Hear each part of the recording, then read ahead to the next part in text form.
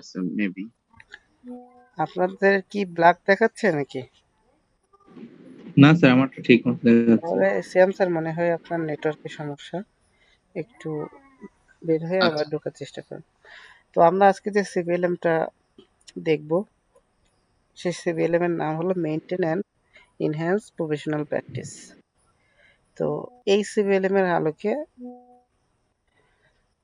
এই সিবিএলএম এর আলোকে মানে এই সিবিএলএম এর মূল সিবিএলএম এর আলোকে আমি এই সিবিএলএমটা তৈরি করেছি, যাতে আপনাদের বুঝতে সুবিধা হয়।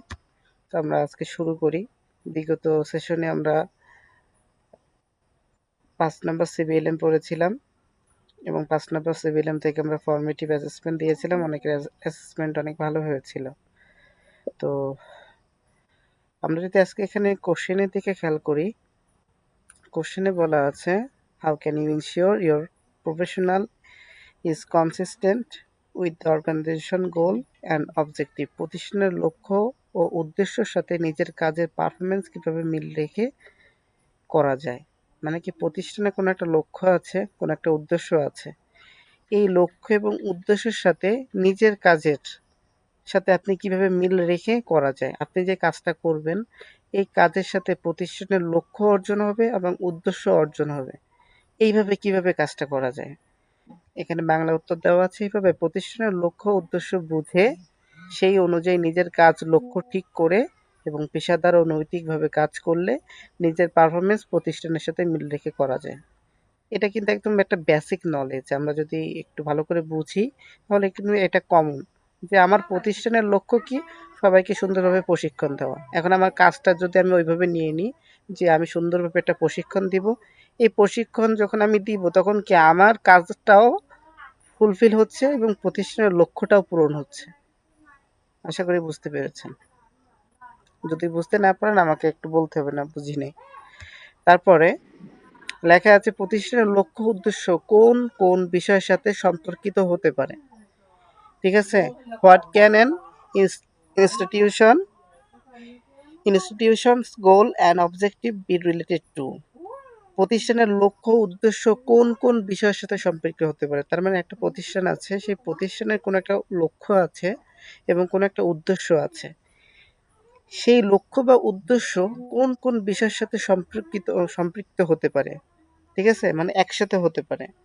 প্রতিষ্ঠানের লক্ষ্য উদ্দেশ্য স্ট্র্যাটেজিক পরিকল্পনা, পরিচালনা পরিকল্পনা, আচরণবিধি, গ্রাহক সন্তুষ্টি, আর্থিক কার্যক্রম, কর্মী ব্যবস্থাপনা, মার্কেটিং এবং মান নিয়ন্ত্রণের সাথে সম্পর্কিত হতে পারে।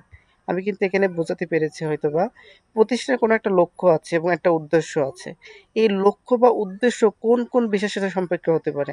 এখানে যদি আমি আপনাকে বলি যে আর্থিক কার্যক্রমের সাথে কিন্তু প্রতিষ্ঠানের লক্ষ্য বা উদ্দেশ্য সম্পর্ক হতে পারে। কিরকম? মনে করেন আমরা বললাম যে যে প্রশিক্ষণার্থী আমাদের প্রতিষ্ঠানে কোর্স করবে তাকে আমি 15,000 টাকা দিব। তাহলে প্রতিষ্ঠানের লক্ষ্য কি? ওই প্রশিক্ষণার্থীকে প্রশিক্ষণ প্রদান করা।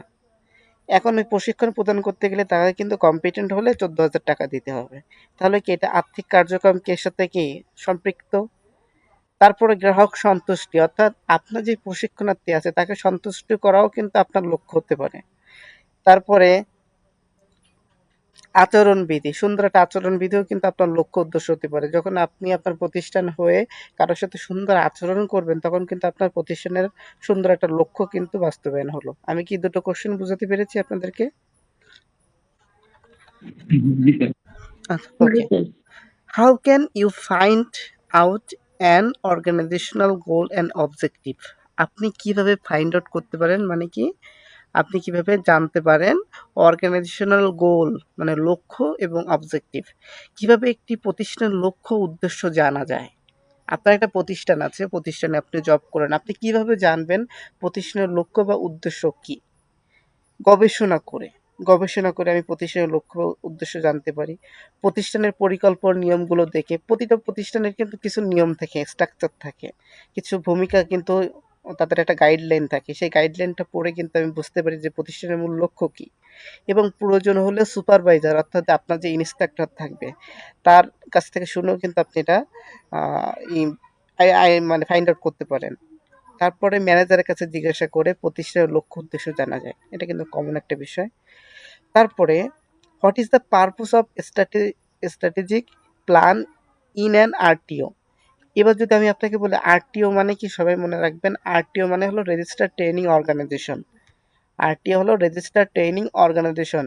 রেজিস্টার ট্রেনিং অর্গানাইজেশন মানে কি, যেই অর্গানাইজেশনে বা যেই কর্মক্ষেত্রে আপনাকে কি করে রেজিস্টার করা করা থাকা অবস্থায় আপনাকে প্রশিক্ষণ প্রদান করে। তার মানে অনুমোদিত কোনো একটা প্রতিষ্ঠান যে প্রশিক্ষণ প্রদান করে তাকে আরটিও প্রতিষ্ঠান বলে। যেরকম মনে করেন পটুয়াখালী টিএসসি, বাগেরহাট টিএসসি, এরা কিন্তু অনুমোদন প্রাপ্ত। যখন এরা অনুমোদন প্রাপ্ত হয় তখন একে কি বলে, রেজিস্টার ট্রেনিং অর্গানাইজেশন। তার মানে রেজিস্টারকৃত, ট্রেনিং মানে কি প্রশিক্ষণ, অর্গানাইজেশন মানে কি সংস্থা বা প্রতিষ্ঠান, আপনি যেটাই বলেন। এখন বলেছে কি একটি আরটিও স্ট্র্যাটেজিক পরিকল্পনার উদ্দেশ্য কি। আরটিওর স্ট্র্যাটেজিক পরিকল্পনার উদ্দেশ্য হলো দীর্ঘমেয়াদী লক্ষ্য অর্জন করা। তার মানে কি একটা রেজিস্টার্ড ট্রেনিং অর্গানাইজেশনে কি 2-3 মাসের জন্য চলে, নাকি একটা দীর্ঘমেয়াদী একটা পরিকল্পনা নিয়ে তারা এখানে আসে, যে আমি দীর্ঘ 3 বছর ধরে, দীর্ঘ 5 বছর ধরে আমি এখানে ট্রেনিং প্রোভাইড করব, বা আমি লাইফ টাইম ধরে আমি ট্রেনিং প্রোভাইড করব। তাহলে তাদের কিন্তু উদ্দেশ্য হলো দীর্ঘমেয়াদী লক্ষ্য অর্জন করা। তারপরে মনে করেন যেমন গ্রাহক সেবা উন্নত করা, কর্মীদের দক্ষতা বাড়ানো, যারা কর্মী থাকে তাদের দক্ষতা বাড়ানো। এখানে কিন্তু সেটাই বলেছে একটি আরটিও তে স্ট্র্যাটেজিক পরিকল্পনার উদ্দেশ্য কি। আশা করি এটা বুঝতে পেরেছেন। বুঝতে পেরেছেন? জি স্যার। ওকে। জি what sir. Are the component of quality plan. একটি কোয়ালিটি প্ল্যানের উপাদানগুলো কি কি? দেখেন, হোয়াট আর দ্য কম্পোনেন্ট মানে কি উপাদান of A quality plan. Quality প্ল্যানের উপাদানগুলো কি কি? একটি কোয়ালিটি প্ল্যানে থাকে মানের লক্ষ্য, নীতি, প্রতিষ্ঠানের কাঠামো, দায়িত্ব, অনুমোদন, ক্রিটিক্যাল সাকসেস ফ্যাক্টর, এটার সংক্ষেপে কি বলে, সিএসএফএস, পরিমাণ পদ্ধতি, নিয়ন্ত্রণ পদ্ধতি এবং অডিট ও পর্যালোচনা প্রক্রিয়া। এটা জাস্ট আপনারা বুঝে নেবেন, এটা বোঝানোর কিছু নাই। What should you identify from your institution quality plan. প্রতিষ্ঠানের কোয়ালিটি প্ল্যান থেকে কি কি বিষয় চিহ্নিত করা যায় বা কি কি বিষয় জানা যায়, ঠিক আছে। হোয়াট শুড ইউ আইডেন্টিফাই, আপনি কি আইডেন্টিফাই করতে বলেছে from year institutional quality plan.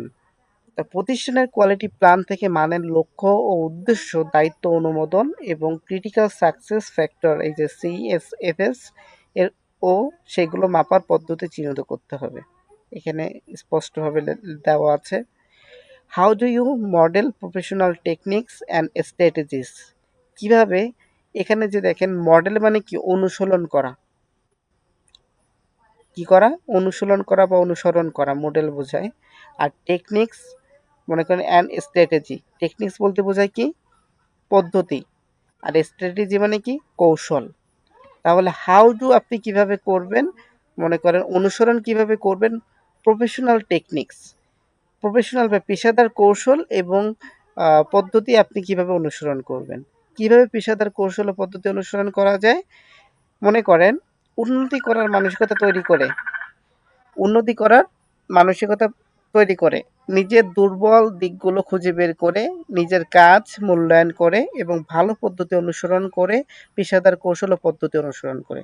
এটা কিন্তু একদম মানে বেসিক লেভেলের একটা অ্যান্সার। উন্নতি করার মানসিক মানসিকতা তৈরি করে, আপনাকে বুঝতেছে কিভাবে পেশাদার কৌশল পদ্ধতি অনুসরণ করা যায়। আপনি একজন মনে করেন খুবই প্রফেশনাল একজন ব্যক্তি, আপনি কিভাবে খুব কৌশলগতভাবে চিন্তা করবেন, খুবই পদ্ধতিভাবে আপনি অল্টারনেটিভ একটা পদ্ধতি সবসময় আপনার মাথায় থাকবে। এইগুলো আপনি অনুসরণ করবেন কিভাবে? আপনার ১ম এ রাখতে হবে কি উন্নতি করার একটা মানসিকতা থাকতে হবে। নিজের দুর্বল দিকগুলো খুঁজে বের করতে হবে। আপনি যখন খুব এক্সপার্ট পারসন হবেন তখন নিজের দুর্বল দিকগুলো কিন্তু আপনি খুঁজে বের করবেন। নিজের কাজ মূল্যায়ন করে, আপনি সবসময় নিজের কাজ মূল্যায়ন করেও কিন্তু আপনি কি করতে পারবেন? বিভিন্ন কৌশল কিন্তু আপনি অনুসরণ করতে পারেন। What are example of professional techniques and strategy. পেশাদার কৌশল ও পদ্ধতির উদাহরণগুলো কি কি? এক্সাম্পল বলতে বোঝানো হয়েছে উদাহরণ। তাহলে উদাহরণগুলো কি কি হতে পারে? পেশাদার কৌশল ও পদ্ধতি উদাহরণ হলো সিদ্ধান্ত নেওয়ার দক্ষতা। তার মানে কি কোনো কৌশল বা পদ্ধতির উদাহরণ হলো আপনার কি করতে হবে? কোনো একটা সিদ্ধান্ত নেওয়ার দক্ষতা থাকতে হবে। আত্মবিশ্বাসের সাথে কথা বলা, নৈতিকতা বজায় রাখা, ভালো আচরণ উপস্থাপন, অনুপ্রেরণা দেওয়া, সময় ব্যবস্থাপনা, অন্যর মতামতকে সম্মান করা এবং স্বয়ংক্রিয় অংশগ্রহণ উৎসাহিত করা। আমি কি বুঝাতে পেরেছি এইটুকু? এই কথা বলেন না জি কেন? স্যার। না বুঝলে কথা বলতে হবে যে বুঝি নাই। ওকে। What is self-evaluation checklist important? Why is a self-evaluation checklist important? নিজের মূল্যায়নের জন্য চেকলিস্ট কেন গুরুত্বপূর্ণ? এই সেলফ ইভ্যালুয়েশন মানে কি? নিজেকে নিজে মূল্যায়ন করা। আপনাকে বলছে যে চেকলিস্ট কেন গুরুত্বপূর্ণ, ঠিক আছে? এবার উত্তরে কি দেওয়া আছে?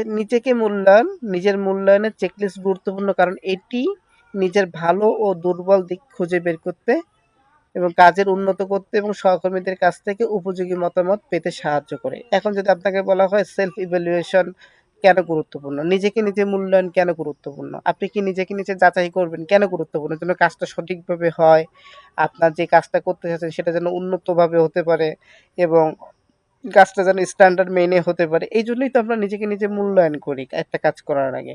দেখেন এখানে লেখা আছে I am able to do, আমি কি এই কাজটা করতে পারি?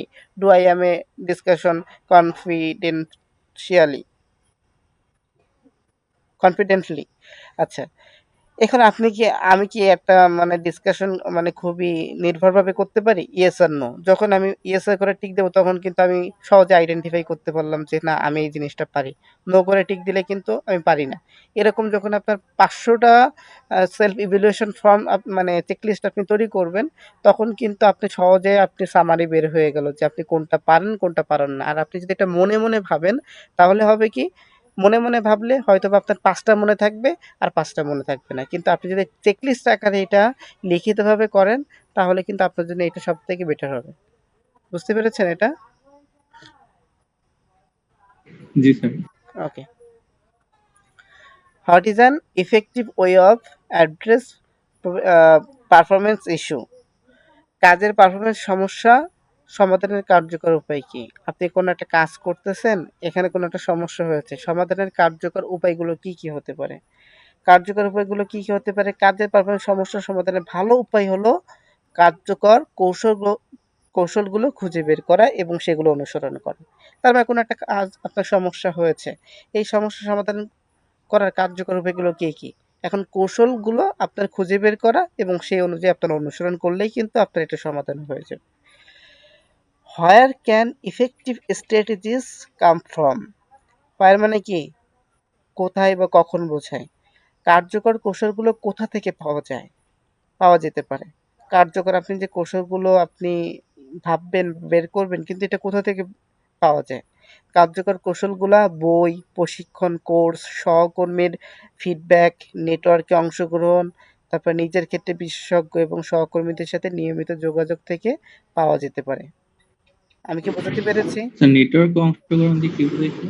এই নেটওয়ার্ক অংশগ্রহণ বলতে বোঝাচ্ছে মনে করেন দলবদ্ধভাবে কোনো একটা মনে করেন আপনি কি বলে টিম ওয়ার্ক করলেন। টিম ওয়ার্কের ভিতরে আপনি মনে করেন কোনো একটা আপনার একটা বিষয়টাকে উপস্থাপন করলেন। তখন কিন্তু কি হলো? ওই দলবদ্ধভাবে একটা রেজাল্ট কিন্তু বের হয়ে আসলো। এইটাকে নেটওয়ার্ক অংশগ্রহণ বোঝানো হয়েছে। নাজমুল বুঝতে পেরেছেন? নাজমুল? জি sir. Okay. What are the 5 step of modelling process? খুবই ইম্পর্টেন্ট, আমাদের অ্যাসেসমেন্টে এটাও আসছিল যে what are the 5 step of the modelling process? Modelling প্রক্রিয়ার ৫টি ধাপ কি, কি? আপনি মডেলিং মানে কি? অনুসরণ করা। মডেলিং মানে কি? অনুসরণ করা। অনুসরণ করার ৫টি ধাপ কি, কি? ভালো একটি মডেল নির্বাচন করা। সিলেক্ট এ মডেল অফ কি লেখা এটা? এক্সেলেন্স। আচ্ছা, অবজার্ভ দ্য মডেল। মডেলকে মানে কি? অনুসরণকে পর্যবেক্ষণ করা। Practice practice the skill. দক্ষতা অনুসরণ করা। Test the skill. তারপরে কি? Teach the skill to other. তার মানে কি? আপনি ১ম এ কি করবেন? ভালো একটা অনুসরণ নির্বাচন করবেন যে আপনার কোন জিনিসটা অনুসরণ করা প্রয়োজন। আমি মনে করি অনুসরণ করব কি? আমি মহানবী সাল্লাল্লাহু আলাইহি ওয়াসাল্লামকে আমি অনুসরণ করব। এখন আমি তার প্রতিটা জিনিসকে পর্যবেক্ষণ করলাম। তার প্রতিটা লেখাকে আমি পর্যবেক্ষণ করলাম। তার প্রতিটা কথাকে আমি পর্যবেক্ষণ করলাম। দেন আমি কি করলাম? তারপর মনে করেন আমি প্র্যাকটিস দ্য স্কিল। তার কথা অনুযায়ী আমি চর্চা করা শুরু করলাম।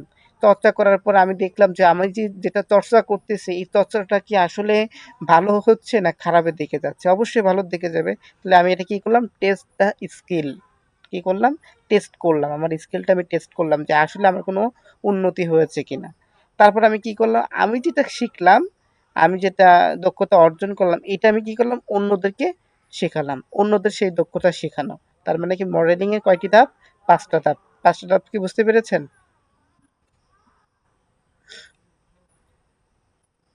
কথা বলেন না। জি স্যার, বুঝতে পারছি। বাকিরা কি ঘুমাচ্ছেন নাকি, কথা বলেন না কেন? স্যার মাঝখানে ডিসকানেক্ট হয়ে গেছিল। আর আপনি স্যার আর কেউ নাই এখানে? আপনি আর এই সালমা ম্যাম স্যার আর কি কেউ নাই? যদি কথা না বলতে পারেন ক্লাস করার দরকার নেই, বের হয়ে যান। স্যার শুনতে স্যার শুনলে তো হবে না, কথা বলতে হবে ক্লাসের ভিতরে। জিমায় জিমায় ক্লাস করলে হবে? অনলাইন ক্লাসে কথা বলতে হবে। অনলাইন ক্লাসে আপনার মুখ আমি দেখতে পাচ্ছি না, আপনি আমার মুখ দেখতে পাচ্ছেন না, শুধু আমার কথা শুনে গেলেন, আমি বুঝবো কি করে আপনি শুনতে পাচ্ছেন কিনা?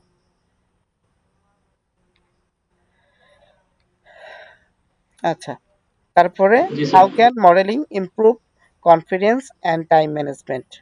মডেলিং মানে কি, আমরা কি বলেছিলাম বলেন তো, মডেলিং মানে কি? নাইম বলেন, জি স্যার। মডেলিং মানে কি, মডেলিং শব্দের অর্থ কি?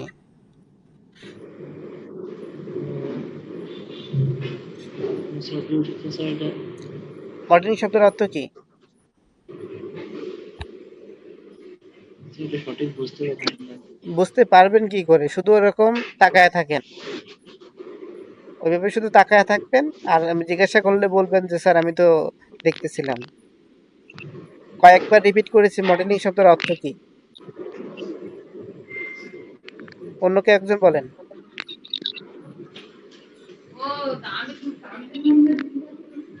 মডেলিং শব্দের অর্থ কি, অন্য একজন বলেন।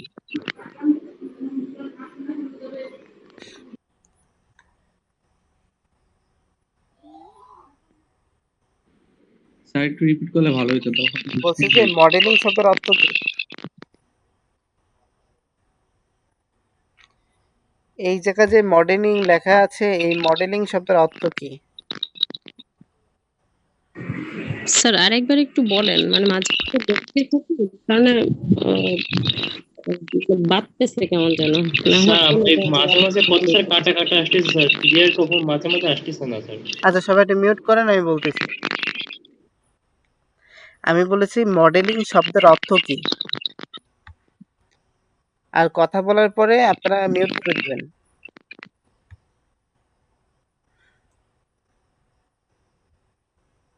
কেউ পারবেন না? সালাম ম্যাম, ম্যাম কথা শোনা যাচ্ছে? হ্যাঁ স্যার, আপনি কথা স্যার বলতেছি স্যার যে মডেলিংটা কি, মানে ওইটাই আপনি আরেকবার একটু বলবেন। আপনারা বলতে পারলেন না তাহলে। মডেলিং শব্দের অর্থ হলো অনুসরণ করা। তাহলে মডেলিং কিভাবে আত্মবিশ্বাস ও সময় ব্যবস্থাপনা উন্নত করতে পারে, এটাও মিউট করেন, যারা করা আছে মিউট করেন।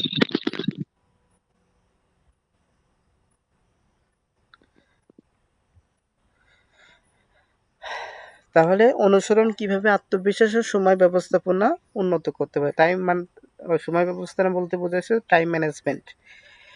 তাহলে অবজার্ভ স্কিল কলিগস, দক্ষ সহকর্মীদের পর্যবেক্ষণ করা, ঠিক আছে। তারপর লেখা আছে বারবার অনুসরণ করা, প্র্যাকটিস, মনে করো রেগুলারলি আপনি বলতে পারেন। তারপর রেকর্ড অ্যান্ড ইভালুয়েট পারফরমেন্স, তারপর research useful strategies, follow successful method. এগুলোর মাধ্যমে আপনি কি করতে পারেন, টাইম ম্যানেজমেন্ট এবং কনফিডেন্সের সাথে কিন্তু আপনি মডেলিংটা করতে পারেন। তারপরে how should personal work goals and plan reflect responsibility and এখন রেসপন্সিবিলিটি অ্যান্ড প্রতিযোগিতা। আচ্ছা, ব্যক্তিগত কাজের লক্ষ্য ও পরিকল্পনা কিভাবে দায়িত্ব ও জবাবদিহিতা প্রতিফলিত করবে। তার মানে এখানে বোঝানো হয়েছে আপনার কোনো একটা ব্যক্তিগত লক্ষ্য আছে এবং পরিকল্পনা আছে, কিভাবে সেই দায়িত্ব এবং জবাবদিহিতা প্রতিফলিত করবে আপনার কাজের মাধ্যমে, সেটা অটোমেটিক কি করবে, প্রতিফলিত করবে। কিভাবে করবে? ব্যক্তিগত কাজের লক্ষ্য ও পরিকল্পনা, নিজের দায়িত্ব ও জবাবদিহিতায় প্রতিষ্ঠানের লক্ষ্য থাকতে হবে যাতে কাজ সঠিকভাবে ও প্রতিষ্ঠানের উদ্দেশ্যের সাথে মিল রেখে করা যায়। তার মানে একটু আগে যেটা আপনারা পড়েছেন সেইটাই কিন্তু এখানে উল্লেখ করা আছে। মানে ওই একটু আগে ফার্স্ট পেজে যে কোশ্চেন অ্যান্সারটা পড়েছেন সেটার সাথে একদম মিল আছে এটা। এটা এখানে দিলেই হয়ে যাবে। উপরে যেটা পড়ছেন ওইটার সংখ্যাটা আরো সহজ। How can you be certain your work goals and plans are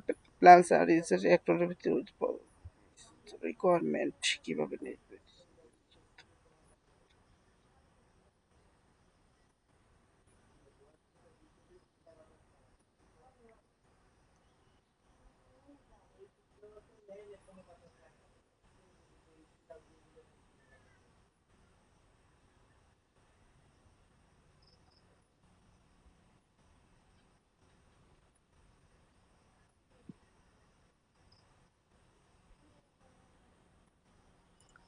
আমার কথা কি শুনতে পাচ্ছেন? জি স্যার। এখন শোনা যাচ্ছে স্যার। এত সময় শোনা যায় নাই? জি না স্যার, শোনা যায় না এতক্ষণ, মিউট ছিল। আচ্ছা, কিভাবে নিশ্চিত হবেন যে আপনার কাজের লক্ষ্য ও পরিকল্পনা প্রতিষ্ঠানের চাহিদার সাথে মিলে আছে? ওই একটু আগে আপনারা যেই কোশ্চেনটা পড়েছেন ওইটার সাথে কিন্তু সামঞ্জস্যপূর্ণ। যে ওই জায়গায় লেখা ছিল লক্ষ্য বা পরিকল্পনা কিভাবে বুঝবেন যে আপনার কাজের সাথে মিল আছে, সেইটাই আর কি এখানে চাহিদা লেখা। আর ওই যে আরেকটা শব্দ লেখা ছিল। তো প্রতিষ্ঠানের নিয়ম ও চাহিদা লক্ষ্য বুঝে এবং সেগুলো অনুসরণ করে কাজের পরিকল্পনা করলে নিশ্চিত হওয়া যায় যে প্রতিষ্ঠানের সাথে মিল আছে। কি এই কোশ্চেনটা আপনারা আগে পড়েছেন একটু আগে?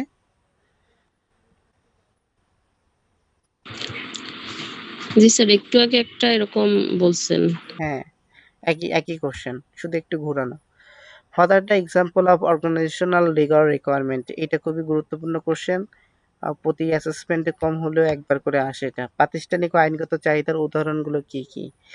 তা প্রতিষ্ঠানের আইনগত চাহিদার উদাহরণ হলো গ্রাহকের অভিযোগ পরিচালনা, ঝুঁকি ও নিরাপত্তা ব্যবস্থাপনা, মান উন্নয়ন, আর্থিক ব্যবস্থাপনা, সমান সুযোগ নিশ্চিত করা, কর্মীদের উন্নয়ন করা, গোপনীয়তা বজায় রাখা, নৈতিক মানদণ্ড এবং রেকর্ড ব্যবস্থাপনা। তার মানে এখানে বোঝানো হয়েছে যে আপনার what are the example of organizational legal requirement. Organizational মানে কি, একটা অর্গানাইজেশনের কিছু লিগাল রিকোয়ারমেন্ট থাকে, ঠিক আছে? আইনগত কিছু বিষয় থাকে। আইনগত বিষয়ের ভিতর কি কি থাকতে পারে?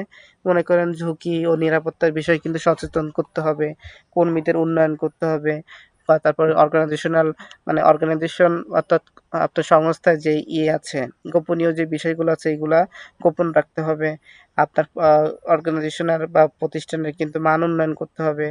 তারপরে নৈতিকতা বজায় রাখতে হবে এবং প্রতিটা বিষয়ে আপনার রেকর্ড রাখতে হবে। এগুলো এখানে বোঝানো হয়েছে। How do you model professional techniques and strategy? আপনি কিভাবে পেশাদার কৌশল ও পদ্ধতি অনুসরণ করা যায়, একটু আগে এটাও পড়েছিলাম আমরা, এটাও পড়েছি। তারপরে এখানে আমরা এটাও পড়েছি what are the step of modelling এর 5টা ধাপ, এটাও কিন্তু আমরা পড়েছি একটু আগে। তারপরে এখানে এটাও পড়েছি আমরা what are the aspect you may consider to analyze your instructional goal and objective. প্রতিষ্ঠানের লক্ষ্য উদ্দেশ্য বিশ্লেষণের জন্য কোন কোন বিষয়গুলো বিবেচনা করবেন, কোন কোন বিষয়গুলো বিবেচনা করতে হবে। ওই জায়গায় কিন্তু এরকম পয়েন্ট আকারে ছিল না, প্যারাগ্রাফ আকারে ছিল। আমরা ওই জায়গায় পড়েছিলাম যে গ্রাহকের সন্তুষ্ট নিশ্চিত করতে হবে, আর্থিক কার্যক্রমগুলো থাকতে হবে, কোন ব্যবস্থাপনা থাকতে হবে, মান নিয়ন্ত্রণ থাকতে হবে, পরিচালন পরিকল্পনা থাকতে হবে, আচরণবিধি সুন্দর থাকতে হবে। এইগুলো যখন আমার সুন্দরভাবে থাকবে তখন কিন্তু প্রতিষ্ঠানের লক্ষ্য বা উদ্দেশ্য বিশ্লেষণের জন্য এগুলো আমার কিন্তু বিবেচনা করতে হবে। যখনই আমি কোনো লক্ষ্য বা উদ্দেশ্য বিশ্লেষণের জন্য বিবেচনা করব তখন অবশ্যই আমার এই স্ট্র্যাটেজিগুলো আছে, এইগুলো আমি মাথায় রাখলেই কিন্তু আমি সঠিকভাবে বিবেচনাটা করতে পারবো। ক্লিয়ার সবার এইটুকু? জি স্যার। আচ্ছা, জি sir. List 5 organisational legal requirement for a training institution. খুবই গুরুত্বপূর্ণ। এনএসডি এর কমপক্ষে 50টা অ্যাসেসমেন্ট এই কোশ্চেনটা আসছে, 50টা টুলস এই কোশ্চেনটা কমন। তার মানে কি, organizational requirement for a training institute, একটা ইনস্টিটিউটের মানে কি একটি প্রশিক্ষণ প্রতিষ্ঠানের 5টি প্রাতিষ্ঠানিক আইনগত চাহিদা লিখুন, বা চাহিদা বলতে বোঝাচ্ছে আইনগত 5টি রুল বা নিয়ম লিখুন। এমনকি কি হতে পারে গ্রাহকের অভিযোগ আপিল ব্যবস্থা। অবশ্যই আপনার ইনস্টিটিউটে আপনার যে গ্রাহক থাকবে বা স্টুডেন্ট থাকবে বা ট্রেইনি থাকবে তার আপিল ব্যবস্থা অর্থাৎ অভিযোগ করার একটা ব্যবস্থা কিন্তু থাকতে হবে। যদি তারপরে ঝুঁকি শনাক্তকরণ ও ব্যবস্থাপনা।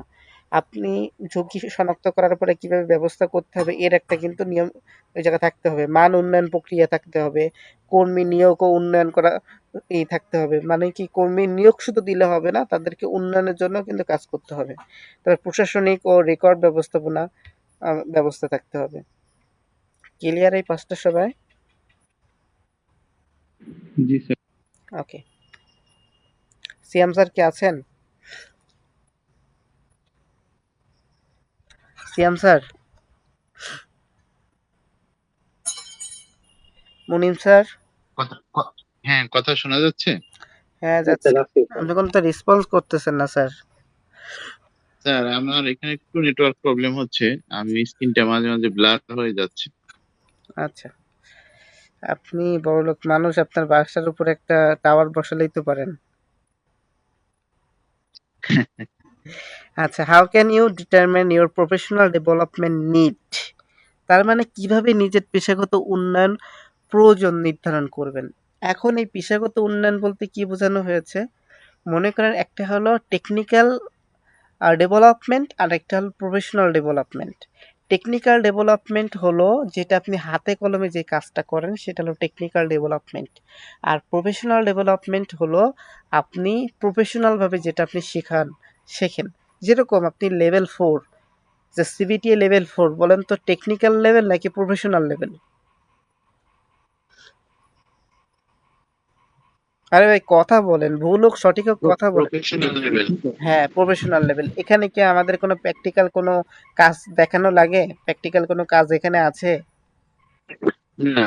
প্র্যাকটিক্যাল কোনো কাজ কিন্তু নাই। আমাদের একটা যদিও প্রেজেন্টেশন করতে হয়, কিন্তু আমরা যেরকম কম্পিউটার অপারেশনে কাজ করেছি, আইটি সাপোর্টে যেরকম কাজ করেছি, ইলেকট্রিক্যালে যেরকম পুরো একটা জব কাজ করেছি, এরকম কি এখানে কি এরকম কোনো জবের কাজ আছে?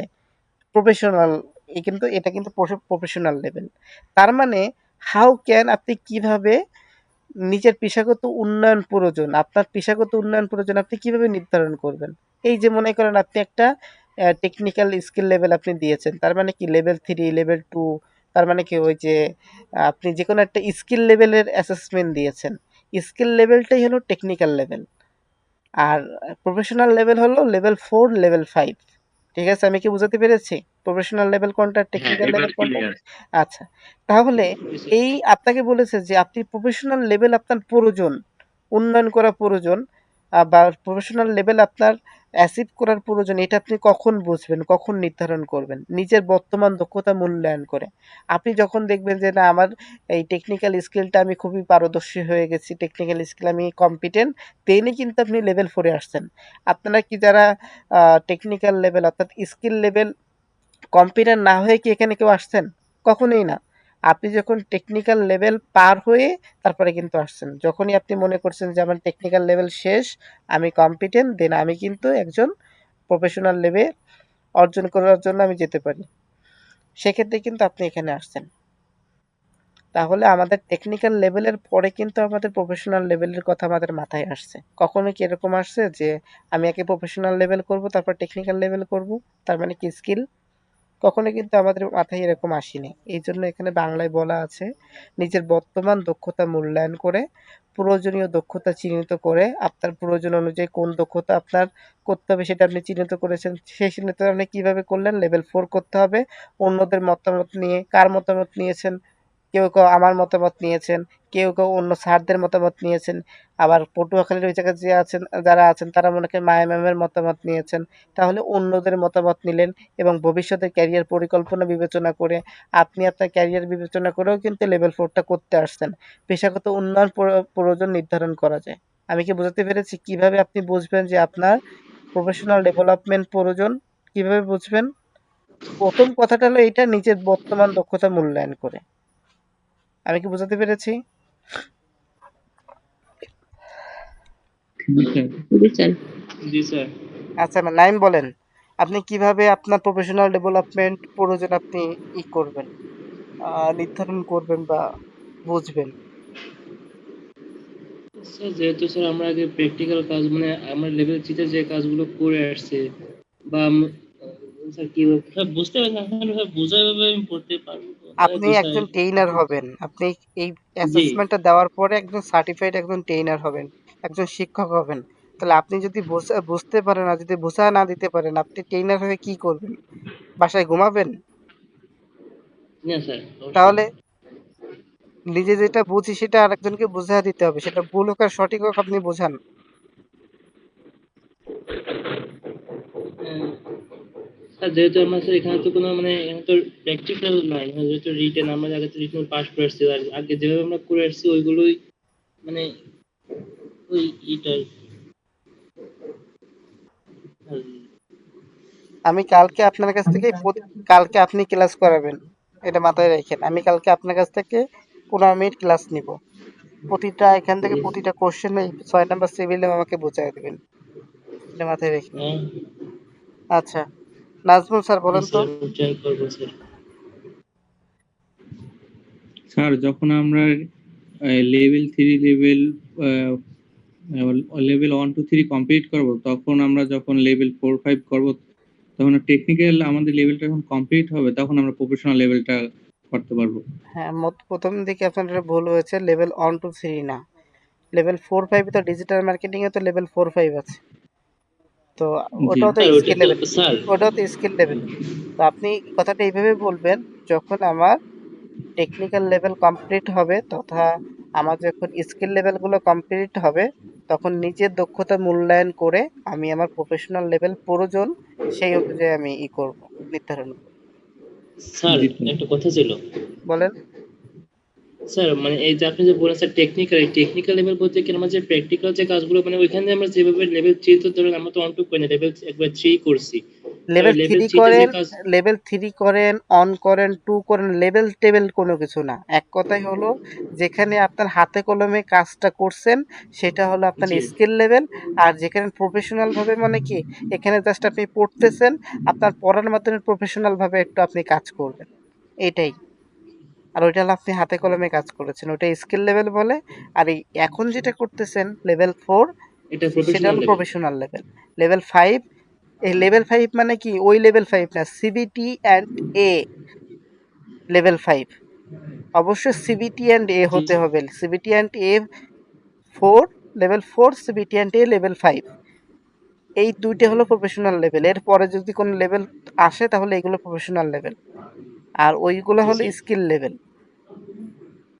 আচ্ছা, okay sir what are the main job function skill of a trainer and assessor? একজন ট্রেইনার ও অ্যাসেসরের প্রধান কাজের দক্ষতাগুলো কি কি?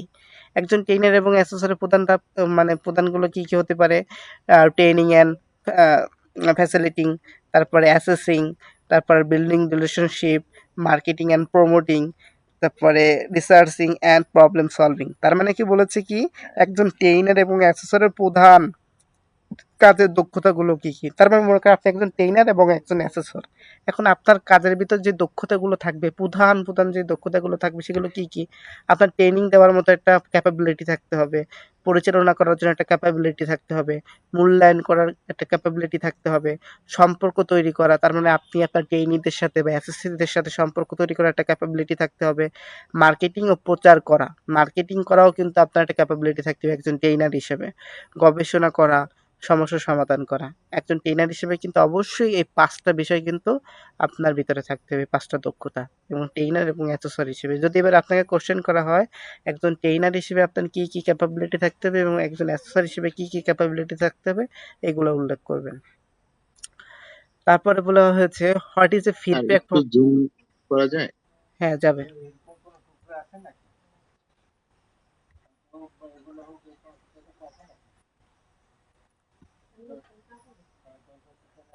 আচ্ছা, এবার what is feedback from colleague and client involvement important for professional development?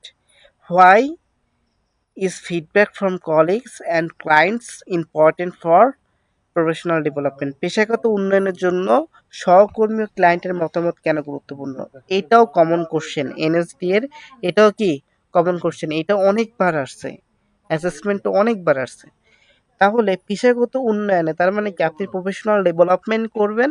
এর প্রফেশনাল ডেভেলপমেন্ট করতে গেলে আপনার যারা কলিগ আছে, কলিগ বলতে বোঝাচ্ছে সহকর্মী যাদের সাথে আপনি কাজ করেন, এবং ক্লায়েন্ট বলতে বোঝাচ্ছে আপনার গ্রাহক বা আপনার প্রশিক্ষণার্থী। এই গ্রাহক বা আপনার সহকর্মীদের কাছ থেকে ফিডব্যাক নেওয়া কেন গুরুত্বপূর্ণ? আপনি প্রফেশনাল ডেভেলপমেন্ট করবেন। আপনি মনে করেন প্রফেশনাল ডেভেলপমেন্ট করতে আসছেন।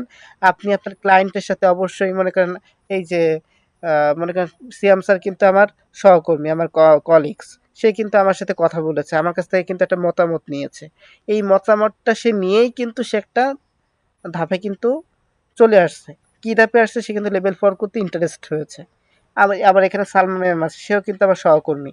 তাহলে তাহলে কিন্তু তারা কিন্তু আমি কিন্তু তাদের আবার সহকর্মী। তারা আমার কাছে কি করেছে? আমি আবার তাদেরকে বলেছি, ইন্টারেস্ট দেখিয়েছি লেভেল 4 করার জন্য। তারা আমাকে আবার দেখিয়েছে। দেন তারা কিন্তু লেভেল 4 এ জয়েন করেছে। আবার আপনারা কিন্তু আমার মনে করেন ক্লায়েন্ট মনে করেন, এই যে নাইম আমার স্টুডেন্ট।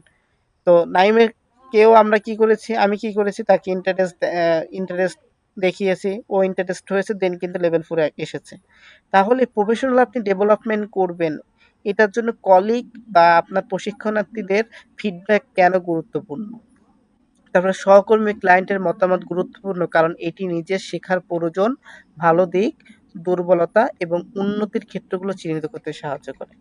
আপনার কলিগ আপনাকে যে ফিডব্যাকটা দেবে সেই ফিডব্যাকটা কিন্তু আপনি নিজেকে নিজে দিতে পারবেন না। তার মানে কি অনেক সময় নিজের ভুল দেখা যায় না, আরেকজন ভুলটা ধরা দিলে কিন্তু সেই ভুলটা দেখা যায়। বুঝতে পেরেছেন এটা? জি স্যার। আচ্ছা, জি। হোয়াট মে জি স্যার। Feedback include? ফিডব্যাকের মধ্যে কি কি থাকতে পারে? তার মানে কি একটা ফিডব্যাক মানে কি প্রতিক্রিয়া। প্রতিক্রিয়া মানে কি? মনে করেন আপনি আমাকে কোনো কিছু একটা বললেন, এর প্রতিক্রিয়াটা কি হবে? বা যদি আমি আরেকটু অন্যভাবে বলি, ফিডব্যাক বলতে বোঝাচ্ছে মনে করেন প্রতি উত্তর। তাহলে হোয়াট মে ফিডব্যাক ইনক্লুড? ফিডব্যাকের মধ্যে কি কি থাকতে পারে? ফিডব্যাকের মধ্যে মনে করেন ফর্মাল অ্যান্ড ইনফর্মাল পারফরমেন্স থাকতে পারে, comments for supervisor and colleagues থাকতে পারে, কমেন্টস ফর ক্লায়েন্ট থাকতে পারে, পার্সোনাল রিফ্লেকটিভ বিহেভিয়ার স্ট্র্যাটেজিস থাকতে পারে, organizational method for monitoring service delivery থাকতে পারে। তার মানে কি এখানে দেখেন আপনার আহ, একটা ফিডব্যাকের ভিতরে কি কি ইনক্লুড থাকতে পারে? আপনার ক্লায়েন্টের মতামত, নিজের কাজ নিয়ে চিন্তা মূল্যায়ন করা, সেবা পর্যবেক্ষণ ও প্রতিষ্ঠানের পদ্ধতি এগুলা করা, সুপারভাইজার সহকর্মীদের মতামত থাকতে পারে। মানে এইগুলাই জাস্ট এখান থেকে এই পয়েন্টগুলো মনে রাখলেই হবে। How do development and trade impact professional practice in টিবেট? টিবেটে উন্নয়ন ও পরিবর্তনের ধারা কিভাবে পেশাগত কাজকে প্রভাবিত করে? কিভাবে প্রভাবিত করে? টিবেটের উন্নয়ন ও পরিবর্তনের কারণে শিক্ষক ও প্রশিক্ষণার্থীদের নিয়মিত তাদের জ্ঞান ও প্রযুক্তিগত দক্ষতা শিক্ষাদান পদ্ধতি আপডেট করতে হয়, যাতে পরিবর্তিত কর্মপরিবেশের সাথে মানিয়ে নেওয়া যায়। এটা তো কমন কোশ্চেন, আপনারা পারবেন আশা করি। What may development and trade include? Trade Trends include উন্নয়ন ও পরিবর্তনের ধারায় কি কি থাকতে পারে? আপনি মনে করেন উন্নয়ন করবেন ও পরিবর্তন করবেন, এই ধারাগুলোর ভিতরে কি কি ইনক্লুড থাকতে পারে? মনে করেন নতুন ও সংশোধিত প্রশিক্ষণ প্যাকেজ থাকতে পারে, কারিগরি ক্ষেত্রে নিয়মের পরিবর্তন থাকতে পারে, কারিগরি শিক্ষা ও প্রশিক্ষণের উন্নয়ন ও ধারা থাকতে পারে, কারিগরি শিক্ষা ও প্রশিক্ষণ নীতির পরিবর্তন থাকতে পারে। মানে মোট কথা হলো আপনি উন্নয়ন করবেন বা পরিবর্তন করবেন, এই উন্নয়ন বা পরিবর্তন করার ভিতরে কি কি ধারার কি কি থাকতে পারে? ধারায় কি কি থাকতে পারে উন্নয়ন বা পরিবর্তন করতে গেলে? আপনি নিজের মতো করে লিখলেও হবে এখানে। নতুন ও সংশোধিত প্রশিক্ষণ প্যাকেজ, আপনি মনে করেন এখন আপনি পরিবর্তন করতে চাচ্ছেন কোনো একটা নিয়মকে, তাহলে আপনি পরিবর্তন করতে গেলে কোন নিয়মটাকে আনতে চাচ্ছেন সেই নিয়মটা কিন্তু আপনার এখানে দেখাতে হবে। আমি কি বুঝতে পেরেছি এটা? জি জি sir. Sir. How can you practice in change in টিবেট? টিবেটে পরিবর্তনের সাথে কিভাবে অংশগ্রহণ করা যায়? How can you participate? আপনি কিভাবে পার্টিসিপেট করতে বা অংশগ্রহণ করতে পারেন ইন চেঞ্জ ইন টিবেট? টিবেটে পরিবর্তন কিভাবে আপনি অংশগ্রহণ করতে পারেন? মানে কিভাবে আপনি পরিবর্তন করতে পারেন এটাই বোঝানো হয়েছে। টিবেতে পরিবর্তনের সাথে অংশগ্রহণ করা যায় শিল্পক্ষেত্রের সাথে ভালো সম্পর্ক গড়ে। তার মানে কি আপনি টিবেটকে মনে করেন পরিবর্তন করতে চাচ্ছেন, তাহলে আপনার কি করতে হবে? সবার আগে আপনার ইন্ডাস্ট্রির সাথে ভালোভাবে সম্পর্ক হতে হবে। কারণ কি টিবেট মূলত চলে ইন্ডাস্ট্রির স্পেসিফিকেশন ধরে, ইন্ডাস্ট্রির হাত ধরে, ইন্ডাস্ট্রি কি চায়, শিল্প খাত কি চায়, মানে কি বড় বড় ইন্ডাস্ট্রি আছে, সেই ইন্ডাস্ট্রি কি চায় সেটাই হলো টিবেট। এখন এই টিবেটকে যদি আপনার পরিবর্তন করতে হয় তাহলে আপনার কি করতে হবে, যে বড় বড় শিল্প কারখানা আছে, বড় বড় ইন্ডাস্ট্রি আছে, তার সাথে আপনার খুব সুন্দর একটা ভালো সম্পর্ক করতে হবে, প্রশিক্ষণ ও মূল্যায়ন সেবা প্রয়োজন অনুযায়ী সাজিয়ে এবং মানসম্পন্ন ফলাফল প্রদান করে। মানে মোট কথা, আপনার ইন্ডাস্ট্রির সাথে খুব ভালো একটা সম্পর্ক গড়ে, ভালোভাবে জেনে বুঝে প্রশিক্ষণ প্রদান করে, মূল্যায়ন করে আপনার টিবেটের পরিবর্তন আপনি কিন্তু আনতে পারেন। তো what does a personal professional development plan include? আপনি পার্সোনাল প্রফেশনাল ডেভেলপমেন্ট প্ল্যানটা কি, একটি ব্যক্তিগত পেশাগত উন্নয়ন পরিকল্পনায় কি কি থাকে? তার মানে মনে করেন আপনি যে প্রফেশনাল ডেভেলপমেন্ট প্ল্যান আপনি মানে আপনি করতে চাচ্ছেন, যে আপনার লেভেল 4 করাটা দরকার, এই লেভেল 4 করাটা দরকার, আপনি মনে করেন প্ল্যান করবেন, এই প্ল্যান করার ভিতরে কি কি ইনক্লুড থাকবে? আইডেন্টিফাই স্কিল গ্যাপ, আপনার কোন স্কিল গ্যাপটা আছে, তার মানে কি আপনার আমার লেভেল 4 করাটা দরকার, এটা কিন্তু আমার ওই জায়গায় উল্লেখ থাকে। ওয়ার্ক অ্যান্ড কেরিয়ার অবজেক্টিভ, আমার কেরিয়ারের উদ্দেশ্যটা কি, আমার যে মানে আমার ভবিষ্যতের উদ্দেশ্যটা কি, এখানে উল্লেখ থাকে। এরিয়া রিকোয়ারমেন্ট ডেভেলপমেন্ট, তারপরে লার্নিং অপরচুনিটি অ্যান্ড অ্যাক্টিভিটি, তারপর relevant work activity and project, এগুলো কিন্তু উল্লেখ থাকে। Link to organizational training need, আমি যদি এখানে বাংলাটা বলি, দক্ষতার ঘাটতি, আমার কোন লেভেলটা করা লাগবে সেটা ওই জায়গায় উল্লেখ থাকে। কাজ ও ক্যারিয়ারের লক্ষ্য উল্লেখ থাকে। আপনারা নিচে গেলে এটা আরো ভালো করে বুঝতে পারবেন, নিচে আমি সহজভাবে উপস্থাপন করেছি, ওইটা দেখলে বুঝতে পারবেন। Who can provide advice? Who মানে কি, কে, ক্যান প্রোভাইড আপনাকে প্রোভাইড করে, অ্যাডভাইস মানে কি দিক নির্দেশনা বোঝায় বা পরামর্শ বোঝায় on a personal development plan.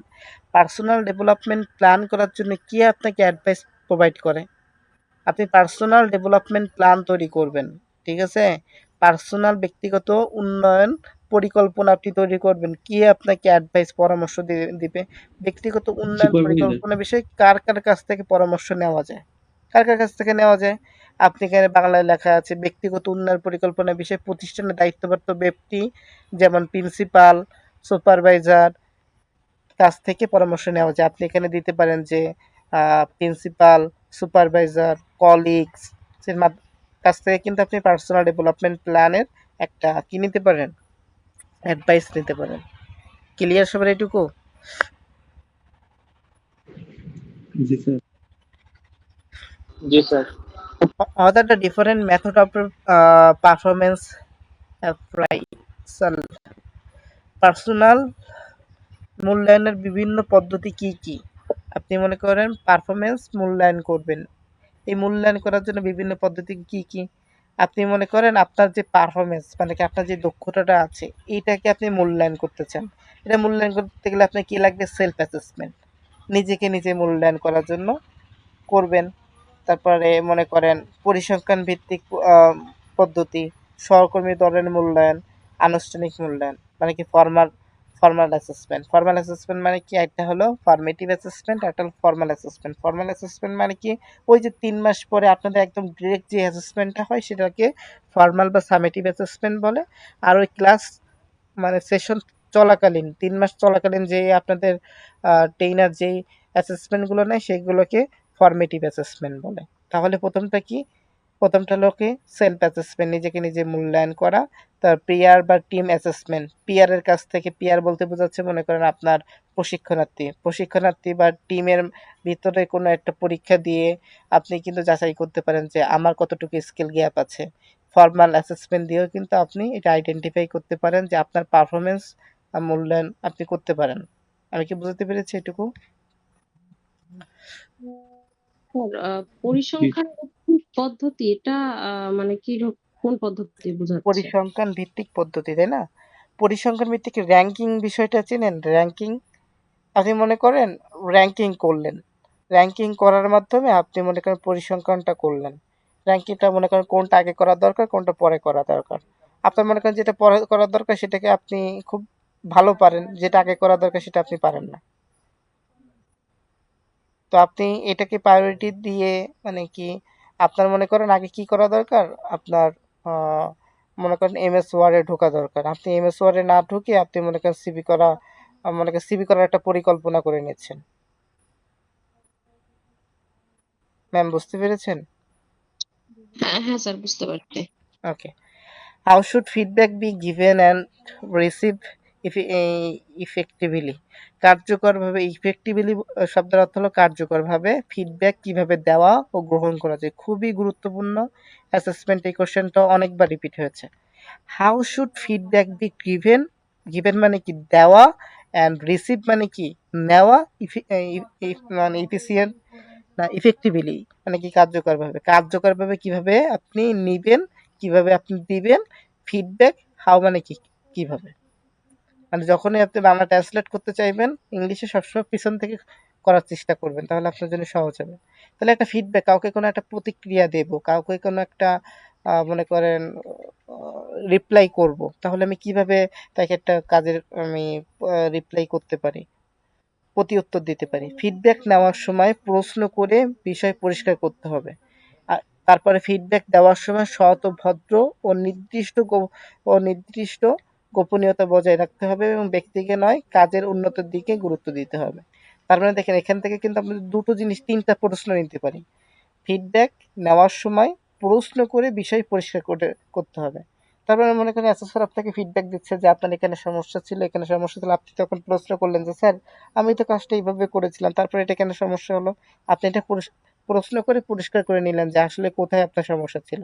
Feedback দেওয়ার সময় আপনি একজন অ্যাসেসর ফিডব্যাক দেওয়ার সময় সৎ, ভদ্রভাবে, নির্দিষ্টভাবে, তার মানে কি স্পেসিফিকভাবে, খুবই গুরুত্বপূর্ণ কিন্তু শব্দটা, অবশ্যই ফিডব্যাক দেওয়ার সময় স্পেসিফিকভাবে, খুবই আপনি ডিসক্রাইব ভাবে দিবেন না, স্পেসিফিক ভাবে তাকে বলবেন যে আপনি এখানে মার্জিন দেন নাই, আপনি এখানে বর্ডার দেন নাই, আপনি এখানে ইফ কন্ডিশন দিয়ে কাজ করেন নাই। তার মানে কি নির্দিষ্টভাবে তাকে বলতে হবে। তাকে যদি আপনি বলেন এখানে এই লজিক দিয়ে কাজ করা উচিত ছিল, আপনি এই লজিক দিয়ে কাজ করেন নাই, সে কিন্তু বুঝতে পারবে না। তাহলে তাকে নির্দিষ্টভাবে বলে বুঝা দিতে হবে এবং গোপনীয়তা বজায় রাখতে হবে। সে যে ভুলগুলো করেছে আমি সবার সামনে তাকে অপমানিত না করে তার সামনে আমি তাকে বললাম, তার কাজটাকে আমরা ঠাট্টা বিদ্রূপ না করে তাকে আমি সুন্দর করে বুঝিয়ে দিলাম। এবং ওই ব্যক্তিকে ফিডব্যাক দেওয়া যাবে না, কি করতে হবে, তার কাজের উন্নতির দিকে গুরুত্ব দিতে হবে, ব্যক্তিকে নয়। তো সে যে কাজ করেছে সে কাজের উন্নতির দিকে গুরুত্ব দিতে হবে। আমি কি বোঝাতে পেরেছি এটুকু? আচ্ছা, how can you document personal learning need and prioritize them, কিভাবে ব্যক্তিগত শেখার প্রয়োজনগুলো লিখে এবং অগ্রাধিকার নির্ধারণ করবেন।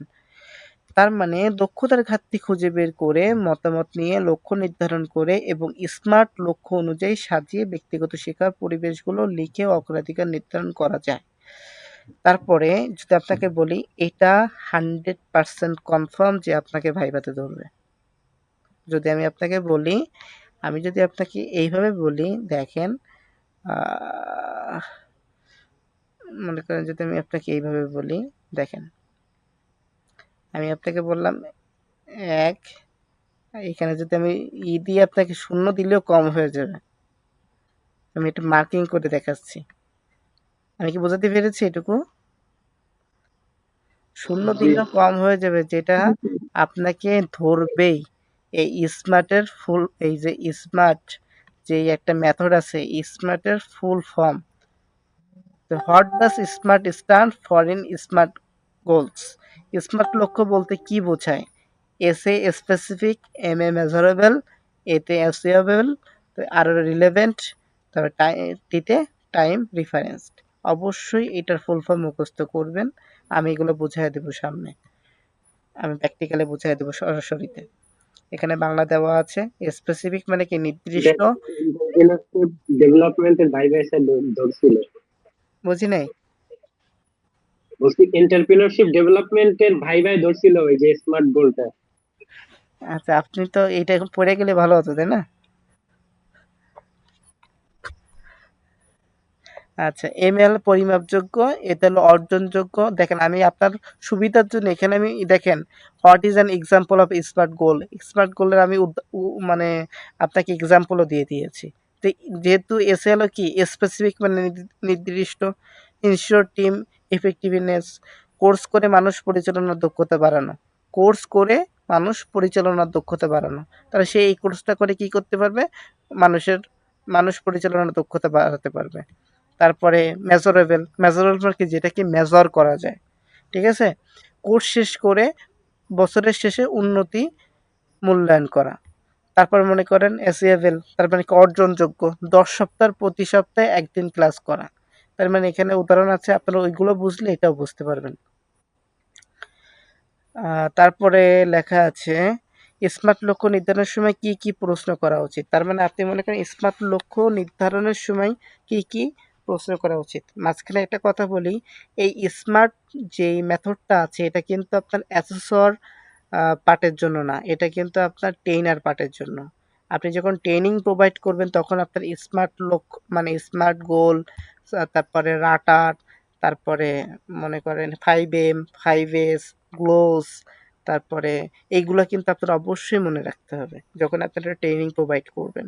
তাহলে স্মার্ট লক্ষ্য নির্ধারণের সময় কি কি প্রশ্ন করা উচিত, আপনার মনে করেন এই লক্ষ্য কি স্বল্পমেয়াদী নাকি দীর্ঘমেয়াদী, এই লক্ষ্য এই দক্ষতা কি এখনই দরকার নাকি পরে করা যাবে, এই লক্ষ্য অর্জনের প্রতিষ্ঠানের সহায়তা আছে কি, কোর্সটি কখন পাওয়া যাবে। তার মানে কি আপনার স্মার্ট লক্ষ্য নির্ধারণের সময় কি কি, আপনারা অনেকে বুঝতেছেন না যে স্মার্ট জিনিসটা আসলে কি, আপনারা উপরে ওইটুকু পড়বেন, সামনে এটা নিয়ে আমরা আলোচনা করবো, এটা অনেক বড় একটা বিষয়। তারপরে how should smart goals be prioritized, আপনি কিভাবে এটাকে প্রায়োরিটাইজ করবেন, ঠিক আছে, অগ্রাধিকার দেবেন। প্রায়োরিটাইজ মানে কি, অগ্রাধিকার দেওয়া। স্মার্ট লক্ষ্যগুলো কিভাবে অগ্রাধিকার দেওয়া উচিত, স্মার্ট লক্ষ্যগুলোর ক্ষেত্রে স্বল্পমেয়াদী লক্ষ্য এবং বর্তমান কাজের সাথে সম্পর্কিত লক্ষ্যকে বেশি অগ্রাধিকার দিতে হবে। লক্ষ্যগুলোকে উচ্চ, মাঝারি ও নিম্ন অধিকারে ভাগ করা যায়। তারপরে how do you develop a personal development plan, একই কোশ্চেন একটু আগে যেটা আপনারা ওই উপরে পড়ে আসছেন, আপনি কিভাবে প্রফেশনাল ডেভেলপমেন্ট প্ল্যান তৈরি করবেন, উপরে যা পড়ে আসছেন তাই, এটুকু আর দেখালাম না, এখানে সব কোশ্চেন নিয়ে আপনারা পড়ছেন। আমি এখানে একটা সিভি, এই যে দেখেন সবাই একটু খেয়াল করেন, সবাই খেয়াল করছেন, জি sir. Professional skill development plan আপনি যখন তৈরি করবেন তখন আপনার কিন্তু এরকম একটা ফর্ম থাকবে। এই ফর্মে দেখেন লেখা আছে, এই ফর্মে কিন্তু লেখা আছে, মনে করেন আপনার নাম নাজমুল ইসলাম, আপনি কোন প্রতিষ্ঠানে অ্যাসেসমেন্টটা দিতে চান, আমার প্রফেশনাল ডেভেলপমেন্ট করতে হবে, লেভেল 4 আমি অ্যাচিভ করব, কোন প্রতিষ্ঠানে দিব, মনে করেন স্মার্ট টেকনিক্যাল ইনস্টিটিউটে দেব, কন্ট্যাক্ট নাম্বার তাদের কন্ট্যাক্ট নাম্বার এটা, তাদের ইমেল নাম্বারও এটা, পজিশন কি, আমার পজিশন কি, এখন আমি ট্রেনার হিসেবে আছি, কোন সেক্টরে ট্রেনার হিসেবে আছি, আইসিটি সেক্টরে ট্রেনার হিসেবে আছি, এখন আমার কি কি অর্জন করতে হবে সেই মডিউলটা এখানে উল্লেখ করা আছে, মডিউলগুলো উল্লেখ করা আছে, বুঝতে পেরেছেন। আমি আবার মনে করেন এখানে লেখা আছে, জি স্যার। বুঝি নাই, আমরা তো স্যার ট্রেনার হিসেবে নাই, তাহলে কি করব? আপনি একজন ট্রেনার, এখন আপনি ট্রেনার, তার মানে কি আপনি যে লেভেল 4 করতেছেন এর মানে হলো আপনি ট্রেনার হিসেবে অ্যাপ্লাই করবেন, ওই জায়গায় যত কাজ করতেছেন এখন ট্রেনার হিসেবে মনে করবেন যে আমি একজন ট্রেনার। এখন আপনি ট্রেনার হিসেবে নাই, কিন্তু আপনি ট্রেনার হওয়ার জন্য সব কাজ, এই পড়াশোনা তো ট্রেনার হওয়ার জন্যই করতেছেন, এই জন্য আপনার এখন মনে করতে হবে আপনি একজন ট্রেনার। আর আপনি এখন লেভেল 4 করা আছে, এখন আপনি লেভেল 5 করার জন্য আপনার কি করতে হবে, আপনি লেভেল 4 করা না থাকলে তো আপনি লেভেল 5 এর ডিসিশন নেবেন। জি না স্যার। তাহলে আপনি মনে করতে হবে আপনি ট্রেনার, বা আপনি মনে করেন যখন ট্রেনার না হবেন তখন স্টুডেন্ট দিয়ে দিবেন, মানে মোট কথা আপনার প্রফেশনাল ডেভেলপমেন্ট যখন করবেন তখন বর্তমান অবস্থায় থাকবেন।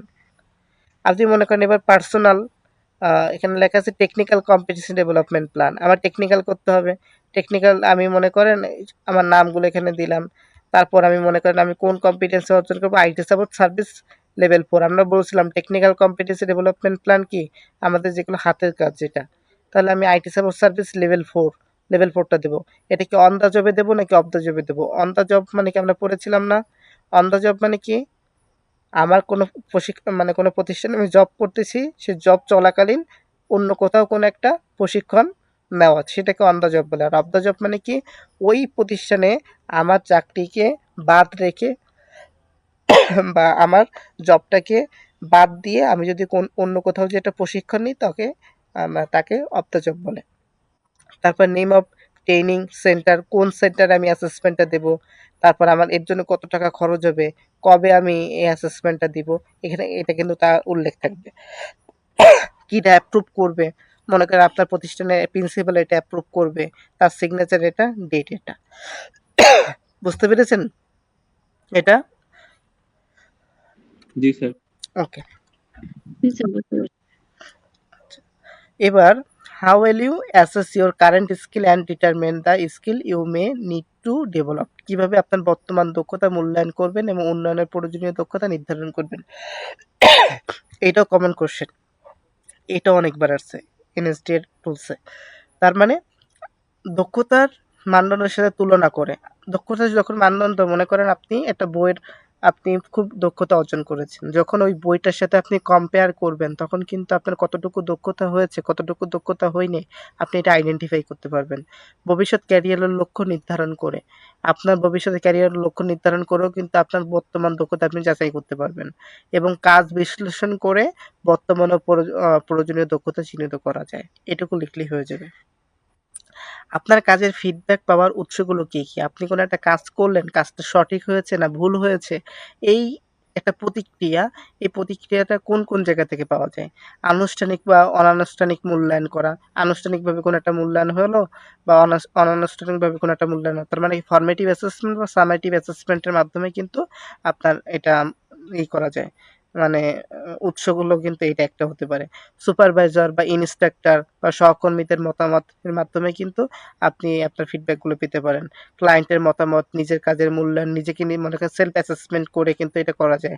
প্রতিষ্ঠান পর্যবেক্ষণ পদ্ধতি করেও কিন্তু আমার নিজের কাজের ফিডব্যাক কিন্তু আমরা নিতে পারি। তারপর what are the developments and Trends and client impact professional back, এটাও কিন্তু আমরা আগে পড়েছি না?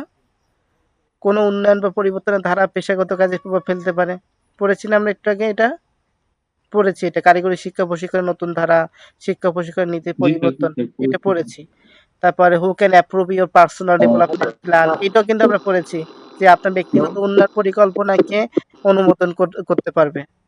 তার মানে আপনার যে মনে করেন পার্সোনাল ডেভেলপমেন্ট প্ল্যান আছে, এটা কে অনুমোদন করবে? আমরা পড়েছিলাম যে প্রিন্সিপাল, সুপারভাইজার কিন্তু অনুমোদন করতে পারবে।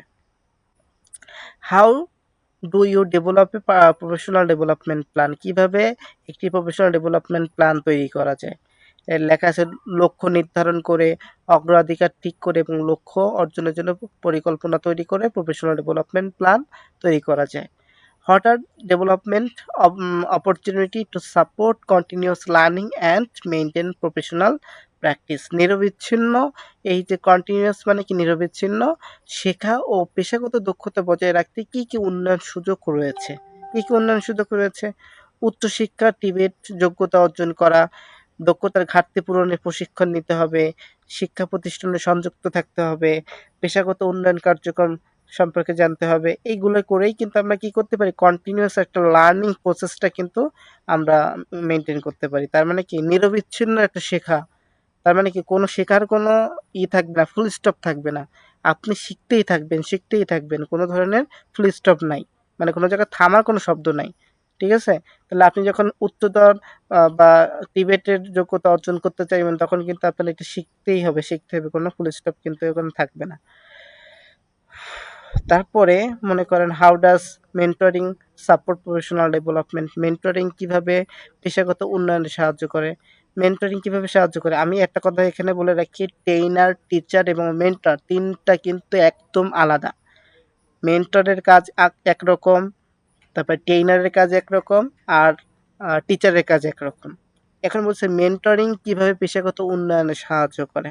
মেন্টরিং পেশাগত উন্নয়নে সাহায্য করে কারণ অভিজ্ঞ শিক্ষক অন্য শিক্ষককে নির্দেশনা দেন, পর্যবেক্ষণ করেন এবং দক্ষতা শিক্ষাদান পদ্ধতি উন্নয়ন করতে সহায়তা করেন। তার মানে কি মেন্টরিং কে করে? মনে করেন আমি আপনাদেরকে একটা পরামর্শ দিচ্ছি, তার মানে আমি আপনাদের মেন্টর। পরামর্শ যে দেয় সেটা হলো মেন্টর, যে কাজ শেখায় সে হলো টিচার, মানে যে কাজ শেখায় সে হলো ট্রেইনার। এরকম বেশ কিছু সংখ্যা আছে, সংখ্যাগুলো একটু মনে রাখতে হবে। How do in service training and industry visit support professional development? In service প্রশিক্ষণ ও ইন্ডাস্ট্রি ভিজিট কীভাবে পেশাগত উন্নয়নে সাহায্য করে?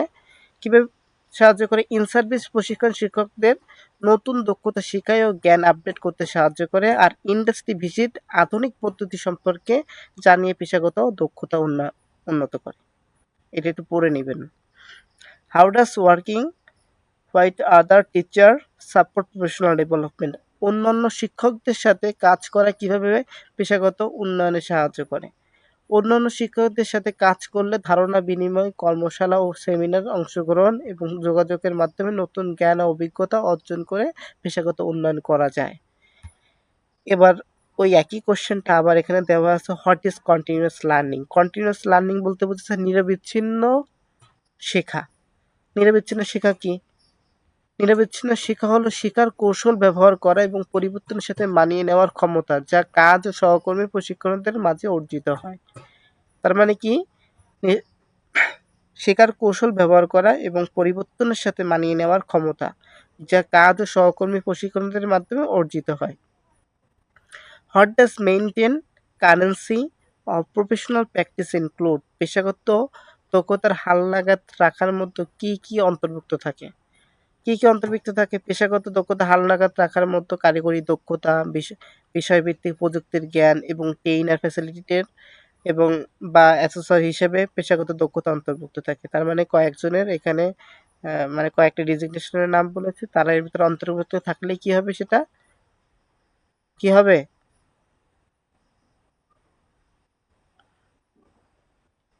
স্যার কথা বলেন। পেশাগত দক্ষতা আর অন্তর্ভুক্ত থাকবে। হ্যাঁ, পেশাগত দক্ষতার সাথে অন্তর্ভুক্ত থাকবে। How does participation in professional network support continuous learning, পেশাগত নেটওয়ার্কে অংশগ্রহণ কিভাবে নিরবিচ্ছিন্ন শেখার সহায়তা করে। পেশাগত নেটওয়ার্কে অংশগ্রহণ কিভাবে নিরবিচ্ছিন্ন শেখাকে সহায়তা করে। পেশাগত নেটওয়ার্কে অংশগ্রহণ করলে জ্ঞান ভাগাভাগি করে। তার মানে আমরা পেশাগত নেটওয়ার্কে বলতে বোঝাচ্ছে আমার প্রফেশনাল টিম ওয়ার্ক। যখন প্রফেশনাল একটা টিম ওয়ার্কের ভিতরে আপনি অংশগ্রহণ করবেন, তখন কিন্তু কি হবে দেখেন, অংশগ্রহণ করলে জ্ঞান ভাগাভাগি করা, সম্পর্ক তৈরি করা, ধারণ বিনিময় করা এবং নতুন তথ্য অভিজ্ঞতা অর্জনের মাধ্যমে নিরবিচ্ছিন্ন শেখা সম্ভব হয়। বুঝতে পেরেছেন এটা? যখন আপনি টিম ওয়ার্ক করেন তখন কিন্তু কি হয়, জ্ঞান ভাগাভাগি হয়। আপনার জ্ঞানটুকু আমি নিই, আমার জ্ঞানটুকু আপনি নেন। সম্পর্ক, সুন্দর একটা সম্পর্ক তৈরি হয়, ধারণা বিনিময় হয়, আপনার ধারণা আমি বুঝতে পারি, আমার ধারণা আপনি বুঝতে পারেন, এটাই বোঝানো হয়েছে। What are example of professional networks, professional নেটওয়ার্কের উদাহরণগুলো কি কি? অন্যান্য ট্রেইনার ও অ্যাসেসর, শিল্পক্ষেত্র, কর্মরত ব্যক্তি, কারিগরি শিক্ষার সাথে সম্পর্কিত ব্যক্তিরা, ট্রেইনার ও অ্যাসেসর নেটওয়ার্ক, বিশেষজ্ঞ পেশাগত সংগঠনগুলাই কি হতে পারে, আপনার প্রফেশনাল নেটওয়ার্কের অন্তর্ভুক্ত হতে পারে। এই নাজমুল, কথা শুনতে পাচ্ছেন? জি স্যার।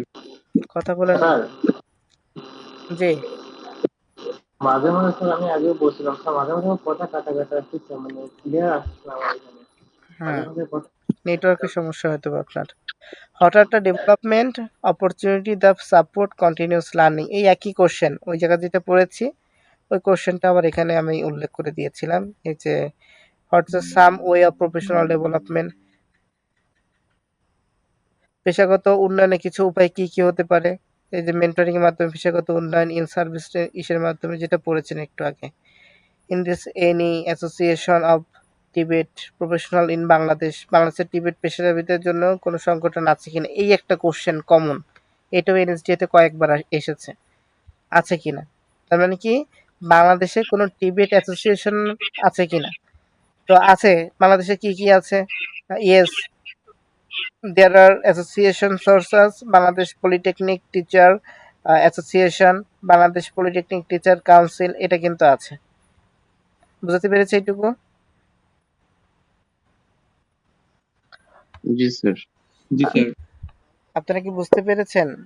এইটা এইটা মনে করেন বাংলা শুনতে শুনতে তো অনেকের ওই যে বিরক্ত লেগে যায়, একটা মনে করেন বোরিং ফিল হয়। যদি আমি ইংলিশ পড়ে যেতাম তাহলে কি হতো বলেন তো একটু? জয় বাংলা দিচ্ছে, জয় বাংলা। স্যাররা ইংলিশ পড়লে কি হতো বলেন তো?